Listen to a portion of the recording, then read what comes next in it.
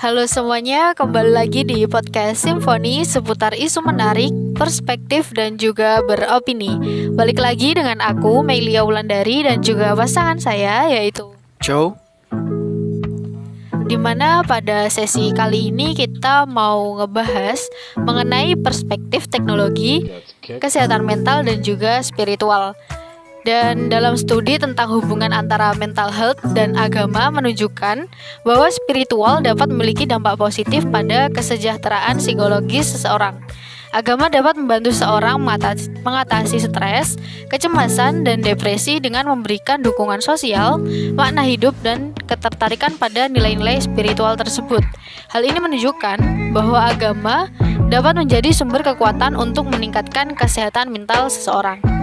Namun, studi juga menunjukkan bahwa agama dapat memiliki dampak negatif juga pada kesehatan mental seseorang tersebut. Dimana jika mereka mengalami konflik atau ketidakseimbangan dalam aspek spiritualnya, mereka juga akan berpotensi untuk mengalami stres, kecemasan, dan depresi yang aku katakan tadi.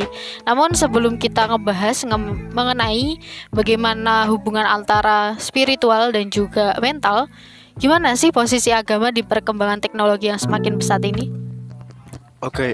Semakin berkembangnya teknologi saat ini ya, kita tahu bahwasannya kita semua sudah mulai bisa terhubung, walaupun dari jarak yang begitu jauh, dengan adanya sosial media seperti Instagram, TikTok, YouTube, dan lain sebagainya. Dengan keberadaan sosial media seperti ini, maka dengan mudahnya agama itu dapat disebarkan atau mempermudah metode dakwah kita. Akan tetapi ada suatu permasalahan juga ketika kita membicarakan perkembangan sosial media ini dalam alat sebagai berdakwah. Jadi seperti itu. Dimana masalahnya adalah akan banyak sekali orang-orang yang belum jelas latar belakangnya atau mungkin sanad keilmuannya, akan tetapi dia sudah menyebarkan agama tersebut di sosial media.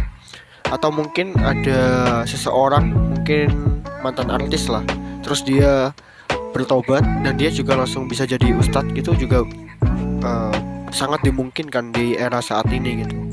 Terlebih dia sudah memiliki pengikut terlebih dahulu. Dan masalahnya adalah ketika dia menyebarkan ajaran agamanya, apakah sudah sesuai dengan makna atau kalau di bahasa Islam itu asbabun nuzul atau penyebab turunnya ayat tersebut gitu.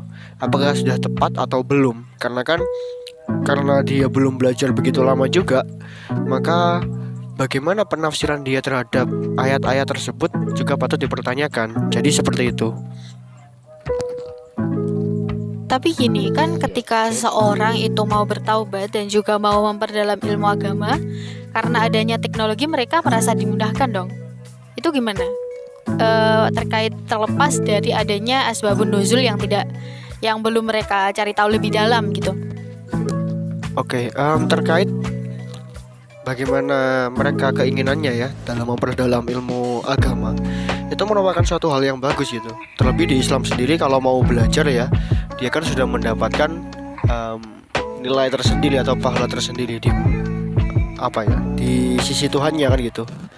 Akan tetapi ketika dia mempelajari suatu hal yang salah karena faktor ketidaktahuannya, nah hal inilah yang akan menjadi suatu masalah.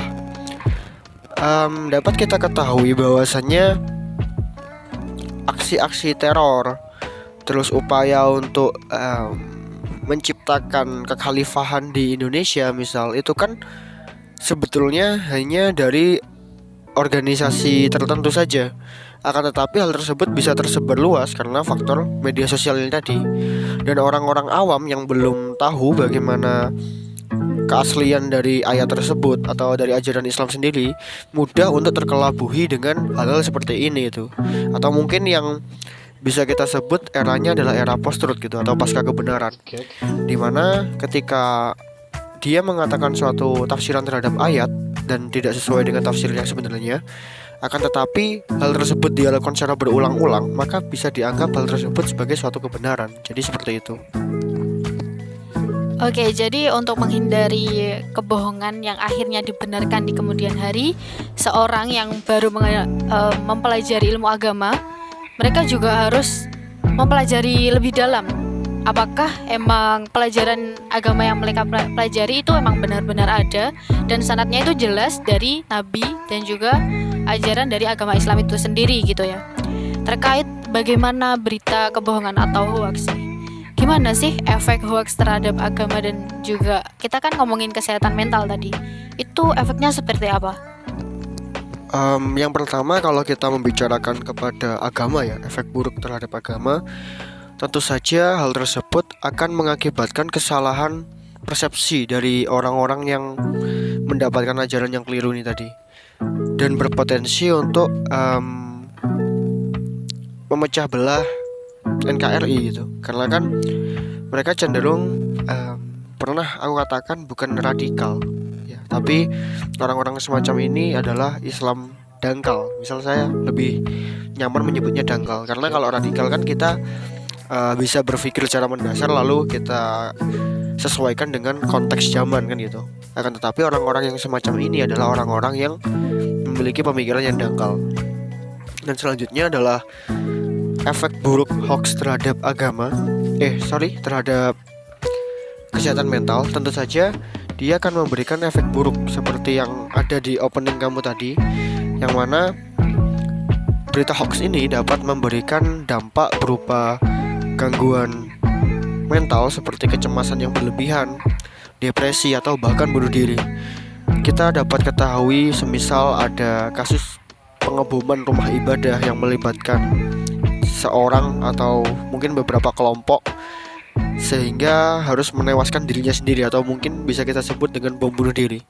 Itu kan berawal dari pemahaman-pemahaman yang salah sehingga dia mau melakukan hal-hal seperti itu. Jadi sangat berbahaya sekali antara hoax terhadap agama dan juga kesehatan mental. Akan tetapi keduanya sama-sama memiliki kesamaan, yaitu berpotensi sama-sama memecah belah NKRI. Jadi seperti itu. Oke, jadi ketika hoax itu dilemparkan kepada agama atau efeknya terhadap agama bisa memecah, dan juga ajaran agama yang dianut pun juga tidak sesuai dengan ajaran sebenarnya gitu. Tapi kalau ngomongin hoax, kita kan juga tahu bahwa agama memiliki nilai-nilai kebaikan. Di dalamnya juga memiliki nilai-nilai yang bagus, dan kebanyakan orang bisa mempercayai bahwa agama bisa menangkal adanya sesuatu yang buruk gitu. Lalu bagaimana sih peran agama dapat menangkal adanya gangguan mental jika kita kaitkan dengan gangguan mental yang kamu sebutin tadi? Oke, saya pernah baca salah satu quotes ya. Sebenarnya ini bisa masuk di segmen Factory ya, tapi berhubung emang kita butuhkan di segmen kali ini, jadi quotesnya itu adalah: agama adalah nafas bagi orang-orang yang tertindas. Inilah mungkin yang menjadikan Sigmund Freud itu mengatakan bahwasanya agama adalah ilusi. Karena memang agama itu mengandung harapan di dalamnya, di mana manusia itu berharap terhadap kekuatan yang adidaya di atas kekuatan-kekuatan yang lain, yang kita sebut sebagai Tuhan, itu sebagai penolong mereka ketika mereka dalam kondisi ketertindasan itu tadi. Dan tentu saja hal ini merupakan obat penenang juga bagi para penganut agamanya gitu. Oleh karena itu biasanya orang yang beragama cenderung lebih memiliki kesehatan mental yang stabil ketimbang orang-orang yang meragukan atau tidak percaya terhadap agama. Dan selanjutnya yang jelas, kenapa agama bisa seperti ini terhadap kesehatan mental? Hal itu dikarenakan dalam agama ada yang namanya meditasi. Meditasi tidak harus seperti yoga dan lain sebagainya. Akan tetapi, semisal kita berbicara dalam Islam, sholat 5 waktu atau gerakan sholat itu sudah merupakan salah satu bentuk dari meditasi. Terlebih itu adalah meditasi tingkat tinggi, karena meditasi hal tersebut dilakukan dengan gerakan, gak hanya diam di satu tempat gitu. Jadi itulah kenapa atau bagaimana agama bisa mengatasi gangguan mental yang disebabkan oleh hoax ini tadi. Oke, jadi tadi disebutkan bahwa bagaimana agama berperan bisa menangkal adanya gangguan mental adalah agama dalam kegiatan spiritualnya itu bisa membuat seorang lebih tenang. Seperti kalau kita mengenalnya dalam Islam itu dalam aktivitas sholat ya. Lalu apakah dalam agama Islam itu meditasi yang bisa dilakukan itu hanya sholat saja atau ada kegiatan spiritual lain yang bisa membantu seorang bisa terhindar dari adanya gangguan mental? Mungkin kalau di Islam salah satunya lagi yang selain sholat ya, yang bisa memberikan ketenangan terhadap penganut agamanya adalah dengan cara berzikir. Karena berzikir sendiri tidak hanya seperti yang ada di Islam gitu. Di Hindu kan kita juga tahu ada yang namanya meditasi atau bertapa ya. Buddha juga mengajarkan hal sedemikian, dimana dengan berzikir ini kita juga berusaha untuk mengatur pernafasan kita sehingga itu bisa memberikan relaksasi terhadap tubuh dan juga pikiran kita, sehingga kita menjadi lebih sehat lagi baik secara jasmani ataupun rohani. Jadi seperti itu. Oke, selain zikir, selain sholat maksud saya itu juga ada zikir. Padahal dalam sholat pun kalau sependek pengetahuan saya nih, kalau kita sholat juga artinya adalah berzikir. Kita itu adalah sarana kita bisa mengingat Allah gitu. Lalu pertanyaan selanjutnya nih, bagaimana sih kalau kita ngomongin agama dapat mengatasi gangguan mental? Terus bagaimana agama dapat menangkal adanya berita-berita hoax yang bertebaran karena adanya teknologi yang semakin berkembang secara pesat? Oke, sebagai seorang yang sudah mengetahui agama ya, kita seharusnya sudah memiliki sanad yang jelas terkait keilmuan atau ajaran agama kita gitu. Dan ilmu yang kita dapat dari guru-guru kita ini seharusnya kita mulai share ke media sosial. Dalam artian apa? Kita sudah mengetahui bahwa media sosial itu, kalau kata Pak Gita Wirjawan ya, bahwasanya sudah banyak sekali sampahnya ketimbang banyak sekali ikannya. Mungkin seperti itulah peribahasannya, saya sedikit menambahkan. Jadi dengan hal sedemikian kita juga harus mulai membanjirinya dengan hal-hal yang baik. Jadi seperti itu. Kalau semisal kita tahu di sosial media itu sudah banyak sampahnya, seperti berita-berita hoax terkait politik, terkait agama, atau mungkin terkait hiburan-hiburan yang sama sekali tidak memberikan dampak positif terhadap diri kita, atau justru menimbulkan ujaran-ujaran kebencian, kita harus mengcounternya dengan konten-konten yang positif. Semisal ketika kita membicarakan agama Islam atau agama-agama yang lain, kita harus menyebarkan ajaran agama tersebut melalui sumber-sumber yang terpercaya.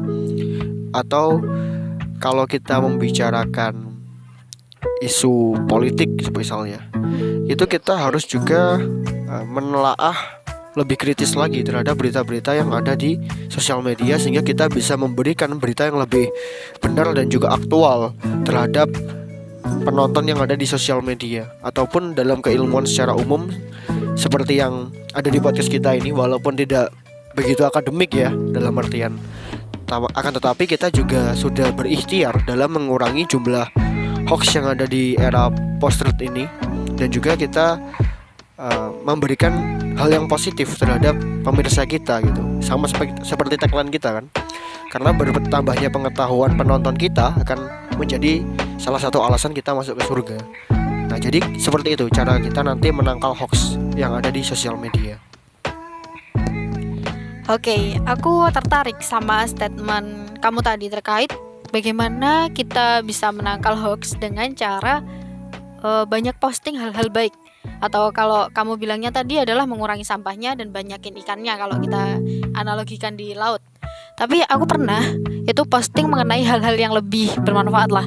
Tapi orang yang tidak suka dengan postingan yang aku buat tadi, itu ngiranya bahwa aku itu di sana flexing atau gaya sok tahu lah, atau merasa pintar sendiri. Itu bagaimana? Karena kayaknya manusia yang tahu bagaimana kita selalu berbaur dengan mereka selalu walaupun kita benar atau salah, selalu merasa bahwa apa yang kita lakukan itu tetap aja salah gitu. Itu gimana cara kita bisa memotivasi diri agar mau melakukan postingan yang baik-baik, seperti kamu tadi bisa menghilangkan adanya hoax? Oke, kalau kita membicarakan misal di Islam ya, di Islam sendiri kita diajarkan untuk amar ma'ruf nahi mungkar ya, menyebarkan kebaikan dan mencegah keburukan. Jadi kita jangan sampai patah semangat ketika kita mendapatkan hal-hal seperti itu gitu. Dan itulah untungnya sosial media itu memiliki fitur yang namanya kecualikan atau jangan rekomendasikan konten ini. Jadi mereka yang nggak mau melihat konten kita juga ya sudah biarkan saja, mereka tidak mau menontonnya gitu. Akan tetapi fokus kita adalah kepada viewers yang mau mendengarkan kita dan mau sama-sama belajar di platform kita. Jadi seperti itu. Dan itulah salah satu untungnya kenapa kita menjadi umat beragama, karena kita percaya kalau Tuhan itu maha kuasa. Dan kalau memang Tuhan maha kuasa, Tuhan itu akan dengan mudah membalikkan hati seseorang. Semisal kita buat, atau mungkin Tuhan membuat umat manusia itu dalam satu kepercayaan, itu adalah suatu hal yang mungkin dan sangat mudah. Akan tetapi Tuhan tidak melakukan itu karena mungkin Tuhan memiliki persepsi, atau Tuhan itu beranggapan anak ini atau orang ini itu masih lebih baik atau memiliki manfaat ketika dia masih seperti itu. Jadi belum dibukakan hatinya oleh Tuhan. Oleh karena itu kita nggak perlu panik. Kenapa kok kita diserang oleh seseorang, dianggap flexing, dianggap sok tahu, atau dianggap apalah itu, kita tidak perlu panik karena kita percaya Tuhan itu maha kehendak atau maha kuasa. Jadi seperti itu. Oke. Ya, kita sudah banyak tahu sih bagaimana peran agama terhadap penangkalan adanya gangguan mental dan juga hoax. Lalu aku mau tanya, bagaimana caranya kita menyeimbangkan antara spiritual dan juga mental? Karena di opening tadi aku bicara soal bagaimana spiritual dan mental ini sebenarnya itu memiliki hubungan yang sangat erat gitu. Bisa dijelaskan nggak seperti apa hubungan mereka? Oke, kalau hubungannya mungkin sama seperti tadi ya, bahwasanya agama itu memberikan ketenangan kepada pemeluknya karena di sana ada harapan. Makanya Sigmund Freud itu juga mengatakan kalau agama adalah ilusi, dan juga mungkin Karl Marx mengatakan agama adalah candu ya, karena memberikan ketenangan bagi para pemeluknya. Akan tetapi yang dilupakan oleh orang-orang saat ini, walaupun agama itu menyimpan harapan yang bisa dikatakan sebagai ilusi ataupun candu, kita juga harus melihat agama yang memiliki nilai emansipatori atau nilai-nilai pembebasan. Dimana kalau kita hidup dalam keadaan sosial, kita juga harus memperhatikan lingkungan sekitar kita. Jangan sampai ada tetangga kita yang depresi atau bahkan sampai bunuh diri karena dia mengalami kesulitan ekonomi ataupun finansial. Kita juga harus melihatnya dan juga menolong orang tersebut. Itu adalah bentuk emansipatori dari agama.